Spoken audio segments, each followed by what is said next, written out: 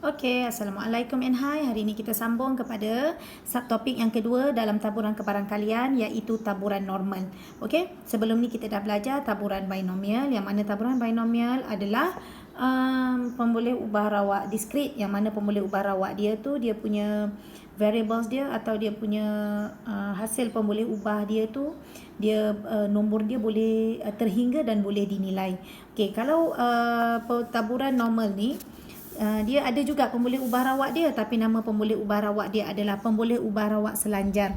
Macam mana pemboleh ubah rawak selanjar dan macam mana taburan normal itu boleh wujud? Kita tengok pada contoh dalam buku teks saya tunjuk muka surat 199 Okey. Ini bagi silibus KBSM. Taburan normal ialah taburan kebarangkalian bagi suatu pemboleh ubah rawak selanjar dan salah satu taburan yang sangat penting dalam kajian dan interpretation of statistik. Okey. Dalam satu pemeriksaan kualiti produk di sebuah kilang tepung, jisim sejumlah besar bungkusan tepung adalah 1 kilogram untuk diukur. Okey, jisim ni beratlah. Data yang diperoleh disampaikan dalam bentuk histogram seperti yang ditunjukkan dalam rajah sini. Okey.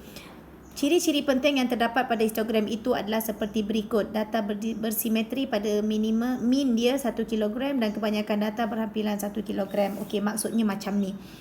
Kalau dalam kilang tepung ni, kita biasa pergi kedai pun kita jumpa tepung yang jualannya sekilo. Tetapi dia tak adalah, dia memang sekilo tapi kadang-kadang dia tidak tepat kepada 1.0 kilogram tu. Okey, ada yang kurang sedikit mungkin 0.02 gram, ada yang terlebih sikit daripada 1 kilo, 1.005 gram ke kilogram ke macam tu. Itu yang kita panggil dia sebagai selanjar. Dia punya nilai dia tidak terhingga tetapi dia berada dalam julat yang tertentu. Macam ni kita panggil dia sebagai julat yang tertentu lah. Mungkin di sini paling rendah 1 kilo dia punya mean dia. Semuanya puratanya 1 kilo mean dia.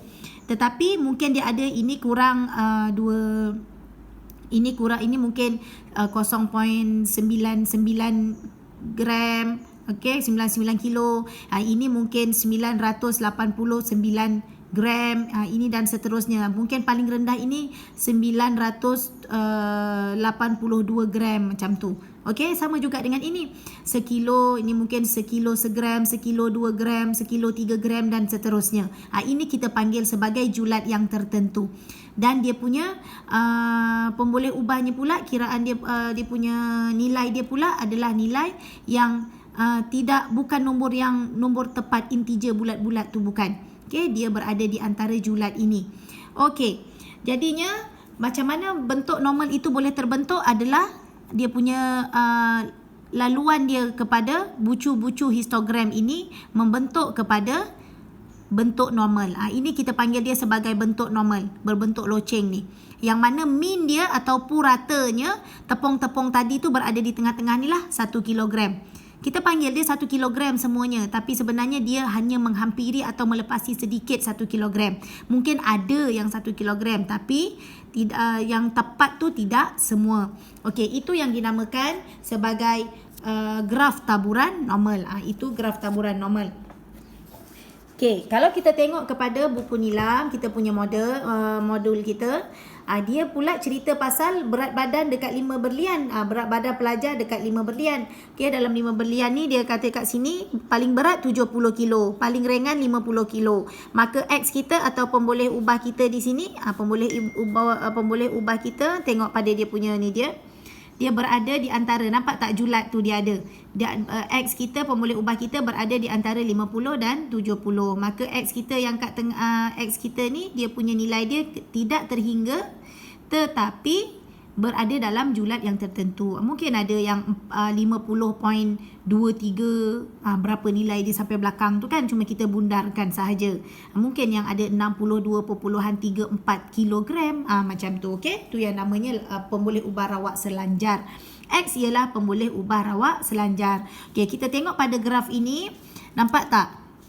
Ini A 50 kilo, A ni 50 kilo, sini 50 kilo. Yang ini B 70 kilogram. Okey, yang di tengah antara A pergi B ni, inilah dia berat-berat 5 berlian tadi tu dimasukkan di sini, yang mana purata dia akan ada purata lah. Purata mesti yang di tengah-tengah kan awak dah belajar min. Kalau ikutkan pada statistik, kalau dia ada kelasnya tersendiri, hasil tambah fx per dengan hasil tambah f. Hasil tambah frekuensi darab dengan dia punya data tu, x tu per dengan hasil tambah frekuensi. Jadi kita akan dapat yang di tengah-tengah ni min dia. Okey? Kalau untuk taburan normal, dia punya yang tengah-tengah ni kita panggil min dia, puratanya. Secara puratanya berat 5 berlian tu berapa? Itu maksud dia. Okey. Jumlah luas, okey kita pergi sini pula.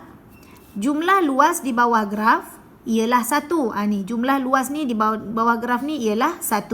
Kebarangkalian X di antara julat A kepada B ini pergi kepada sini, atau X berada di antara X lebih besar daripada A. Kebarangkalian ni P, probability. X lebih besar daripada A dan X lebih kecil daripada B. Inilah tengah-tengah ni yang dilorek warna hitam ni. Okey. Diwakili oleh luas rantau berlorek di bawah graf. Ni semua ni. Kebarangkaliannya diwakili oleh ni. Ni sahaja. Jadi luas keseluruhannya 1. Sampai sini 1. Tapi kita nak yang tengah-tengah ni sahaja. Nak cari kebarangkalian yang tengah-tengah ni. Tak boleh nak cari kalau guna taburan normal yang biasa. So kita kena pergi dia kepada taburan normal piawai. Okey, kita kena tukar. Walau bagaimanapun graf taburan normal boleh ditukar kepada graf normal piawai dengan min dia kosong dan sisihan piawainya 1 untuk mencari kebarangkalian yang ni tadi. Okay, kita nak cari kebarangkalian yang tengah-tengah ni. Kita nak tahu cara nak cari kebarangkalian probability yang tengah-tengah ni, kita kena tukar dia kepada graf normal piawai. Barulah kita boleh dapat. Macam mana dia boleh dapat yang macam bawah ni? Nanti saya terangkan. Okay? Right. Seterusnya, secara kesimpulannya, okay, ni saya nak pergi secara kesimpulan. Graf normal ini ialah, secara kesimpulannya, graf normal ini berbentuk loceng. Ini yang normal dulu tahu, belum yang piawai. Berbentuk loceng yang mana nilai di tengah-tengah ini adalah min. Ini min. Yang normal punya, ni normal. Taburan normal. Okey, yang biasa. Okey, ini adalah min di mana nilai keseluruhan luas di bawah graf mestilah 1. Daripada sini sampai sini luasnya adalah 1. Sebab probability nilai luas dia adalah 1 kan. Kita dah belajar bila binomial. Kejayaan tambah kegagalan sama dengan 1. Awak dah belajar kalau probability dia dapat 20%. Contohnya 20% dalam kelas tu pakai cermin mata, lagi 80% tak pakai cermin mata. 20% tambah 80% nilainya 100%. Sama dengan 1. Itu kebarangkalian lah tu. Okay, peratus pun adalah kebarangkalian. Pecahan pun adalah kebarangkalian. Contoh, 2/7 pelajar tidak memakai cermin mata. Manakala selebihnya 5/7 pelajar pakai cermin mata. Bila 2/7 tambah 5/7 nilainya akan jadi 7/7. Iaitu sama dengan 1 juga. Okey, kebarangkalian total bulat dia adalah 1. Ni. Okey. Jadi sekarang kita pergi kepada sini. Nilai keseluruhan bawah lengkungan ni adalah 1 ya. Jadi sini nilai dia 0.5, sini 0.5 sebab min ni berada di titik tengah. Okey, seterusnya. Bila kita nak cari kebarangkalian, untuk menggunakan ini kita tak boleh cari kebarangkalian. Maka kita kena tukar dari normal kepada normal piawai. Graf normal piawai. Barulah kita boleh cari dia punya probability menggunakan formula yang ada. Okey? Menggunakan formula atau buku Sheffield. Okey, secara keseluruhannya, kesimpulannya, untuk normal ini dia punya bentuk dia mesti berbentuk loceng. Okey, berbentuk loceng. Dia punya graf dia ni. Yang kedua, total area dia, luas di bawah dia adalah 1. Dan symmetrical. Symmetrical ni maksudnya dia berpaksi simetri. Dan simetri di tengah-tengah. Ni, simetri lah. Maksudnya sini 0.5, sini 0.5. Sama. Kiri kanan dia.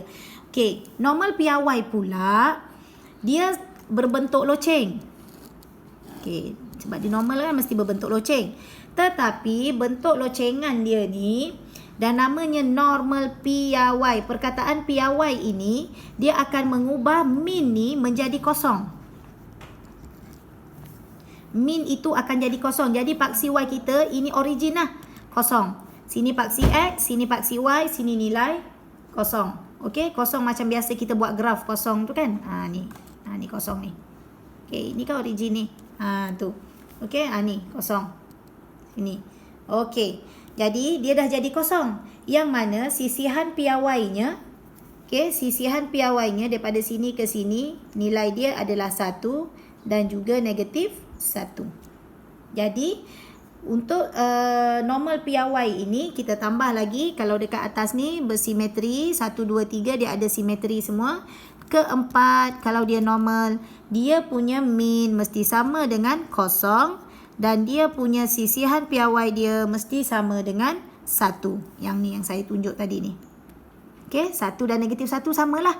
Cuma dalam buku Sefer kita nanti tak ada negatif. Kita kena tukarkan dia ke sini juga sebab luas dia sama kan. So kita letak 1. Okey, kesimpulannya kalau kita nak cari probability dia diwakili oleh normal 0, 1. Paksi X-nya 0, paksi Y-nya sisihan PRY 1. Ini dia punya min dia lah sama dengan 0. Ini dia punya sisihan PRY. Kalau dekat normal biasa ni, dia punya N dia adalah min dan juga variance. Kat sini min dan juga sisihan PRY. Okay?